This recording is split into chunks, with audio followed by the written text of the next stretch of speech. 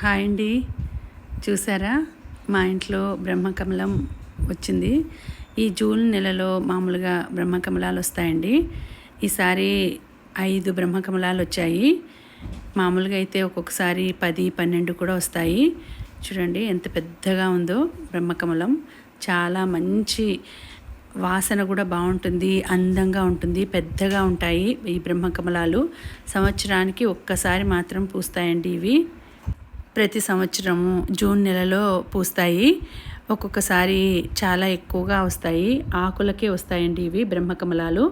ఒక ఆకుకి ఒక్కసారి వచ్చేస్తాయి, అంటే ఆ కనుపుల దగ్గర వచ్చేస్తాయి పూలు.